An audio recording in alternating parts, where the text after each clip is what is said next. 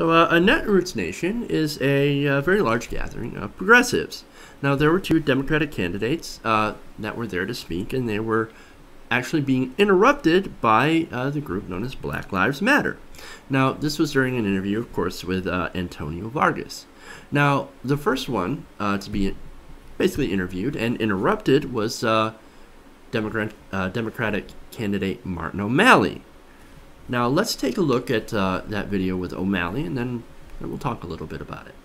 Demonstrators have just taken over O'Malley's time on stage here at Netroots. Alicia Thomas! Alicia Thomas! Say her name! Say her name! Say her name! Say her name! Say her name! Say her name! It's an important message. So right now, here today, we want to take a moment to acknowledge the lives lost, specifically the Black women's lives that are lost. If I die in police custody! If I die in police custody! Call my mom first! Call my mom first! Then burn this down! Then burn this down! This issue is so important. Black lives matter, white lives matter, all lives matter. How many black people have killed police officers this year? How many? Exactly. Holla at me. Stop taking that bullshit. Dead. I'm trying to respond to the call of your question as best I can. Do not generalize this.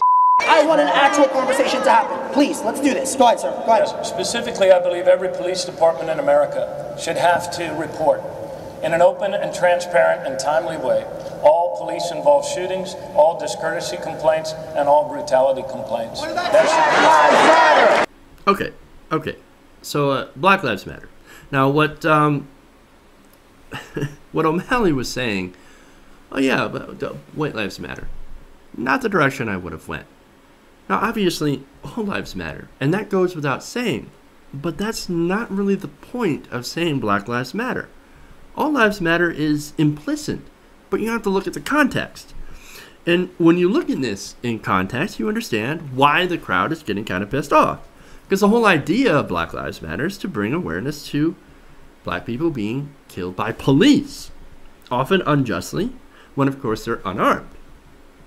Tamir Rice, of course, comes to mind on this one, as well as other forms of institutional racism, not just unarmed killings by cops, but of course other forms of institutional racism. So look, I like to think that I get it, okay? As much as at least a white guy can get it, who's never lived in that context. That said, I don't know if you can really understand unless you've lived it. But regardless, I get the anger towards O'Malley. So, obviously, he misspoke. He said something utterly ridiculous. I wouldn't have went in that direction because, as I said, the whole context. Now, Martin O'Malley is not the only one who's going to, of course, get shouted down by this group. Next up is, of course, Bernie Sanders. He was also there, and he was also shouted down by these protesters. Well, let's take a look at some of that video. So I was told that A couple of more minutes, and then we're going to get... They wanted them to address what they see as widespread institutional racism throughout the United States. Our lives can't wait! And for a lot of them, they did not seem satisfied by what they saw. While Senator Sanders was speaking, a lot of them just walked out on him right before he was finished. should I continue or leave? Yeah, hold on one second. Hold on. It's okay with me. Listen, I don't have black lives, of course, matter. And I spent 50 years of my life fighting for civil rights and for dignity. But if you don't want me to be here, that's okay. No. Okay, so was Bernie kind of upset? Yeah, of course. Was the reaction great? No, it wasn't awesome, but what do you expect when people won't actually listen or let you speak? I mean, you heard the guy from CNN. People are walking out when Bernie Sanders is trying to speak. That's not exactly respectful. If you want to have a conversation, that's not the way you do it. So I'm going to go back to what I said in the case of Jenison Gutierrez. Now, I did a video on this a few weeks ago on her and when she interrupted President Obama. She's a transgender activist that heckled President Obama. And basically, I go back to saying that, look, I agree with the message. It's a good message. It needs to be said. But you have to do it in a better way. As soon as you get their attention, which you had, You had O'Malley's attention. You had Sanders' attention. You had it. Let's have a dialogue. Let them respond. Let them finish what they're doing. Let them finish speaking. You got their attention, right? Then, okay, now what? You don't have to keep going. They're going to listen to you. They're on your side. Bernie Sanders is definitely on your side. Martin O'Malley, well, you could argue that maybe he's not. Maybe he doesn't get it. Because after all, Baltimore, he was mayor of Baltimore. That, of course, continued with the practices of tough on crime. That was very, very detrimental to the black community in Baltimore. Now, Bernie Sanders doesn't have that record. He's had 50 years of experience trying to help the black community, as well as other people who are underrepresented minorities. Now, apparently that might not be enough for some people. Okay. Well, I guess they're going to miss out then. You don't stop the dialogue in its track. You let it go. You open it up.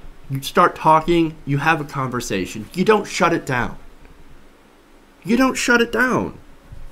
Black lives matter. Yes, they matter.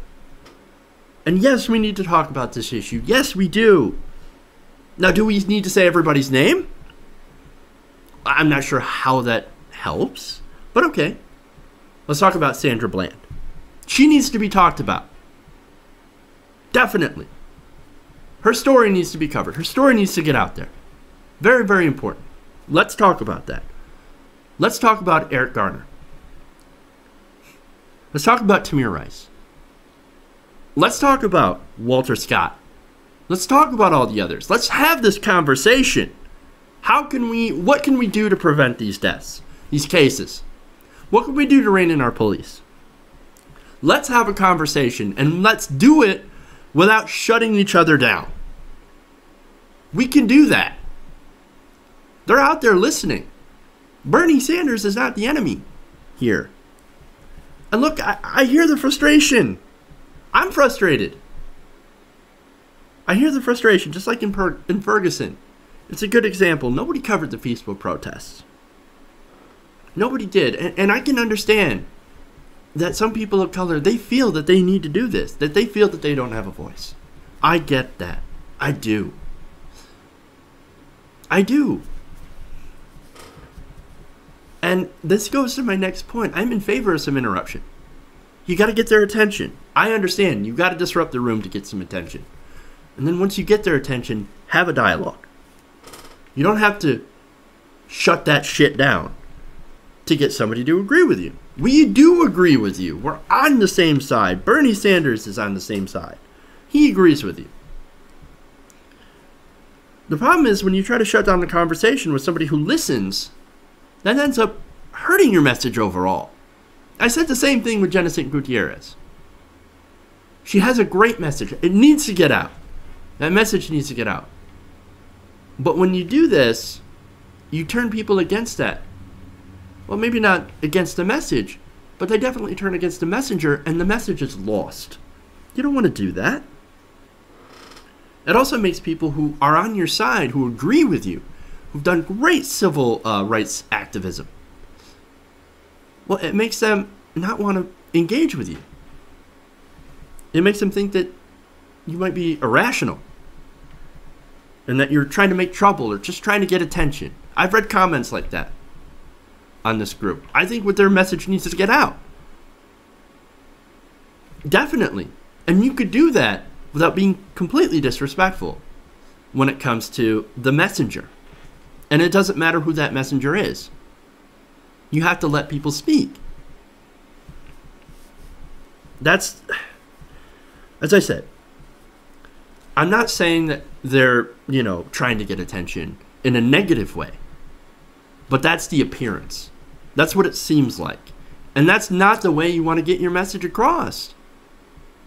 We hear you, we're on your side, and we want to help you spread your message. How can we do that? That's a good question. I want to know. How can we do this? How can we get our message across to, politicians, to affect some real change. And do it in a way that doesn't make us look bad. That doesn't make us look like we're just trying to burn shit down and stir up trouble. How do we do that? Now, Martin O'Malley. Martin O'Malley, for his part, he apologized. He knew that he done fucked up. He done stepped in it. When he said, oh, white lives matter too. Yeah, that's not the point. That's not the context.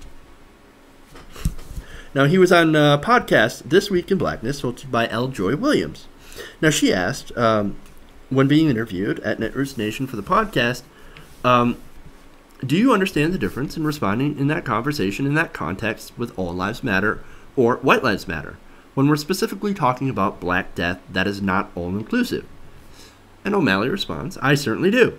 I believe what I first said was that Black Lives Matter before those two other phrases. As I said, context. We all know that implicitly all lives matter. That goes without saying. That goes without saying. Of course, the fact that we have to say Black Lives Matter at all says that there's a problem here. Now, some people don't think that Black Lives Matter. And that's why it is important to say, yes, Black Lives Matter. Of course they do. And it always irritates me when people do say, well, white lives matter too. Yeah, well, white people aren't getting mowed down by police on almost daily basis. Seriously. That's your context.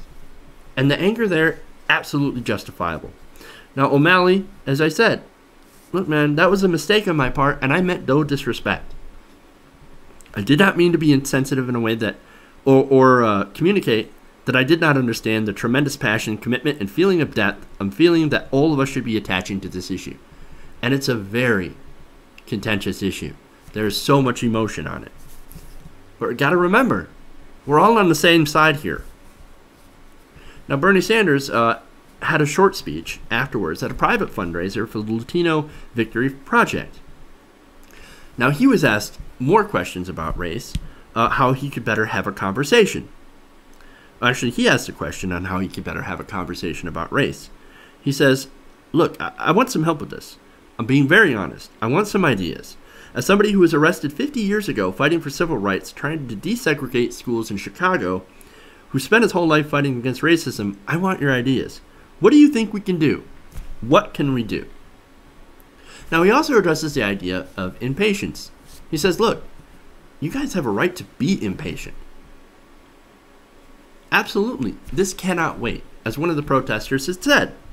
And he said, look, I wish I could tell you I had a magical formula on how to end racism. Well, perhaps if we were George Bush, we could just have a magic wand that would say, end racism. Apparently it doesn't work that way. Now, it's gone in this country from before it was America. Let me just say this, because I'm older than you. You're impatient, and you should be impatient. But if we were standing here 30 years ago and somebody said, you know, I think in 2008, the United States of America will elect an African-American president. You know what people in this room would have said? They would have said, you are crazy. That will never happen because America has too much racist baggage. But it happened. So I guess you're right to be impatient, but we have made progress in this country. But of course, it's not enough. Yeah, it's definitely not enough. I mean, the election of President Obama, very historic thing. Twice, by the way. He won twice, handily. And it was a great thing that we finally did that. Now, of course, the bad part of that is that it did bring a lot of the racist groups out of the woodwork. And the number of hate groups increased exponentially. We have a major problem with racism in this country. So how do we fix that? How do we fix that? Well, for one, we've got to talk about it. We've actually got to meet eye to eye and have a good conversation on this. We can't just ignore each other. We just can't shut it down. We need a conversation, and if you can have, the only way you can really have a good conversation is if both sides, as if everybody is allowed to speak, and if everyone is also allowed to be heard.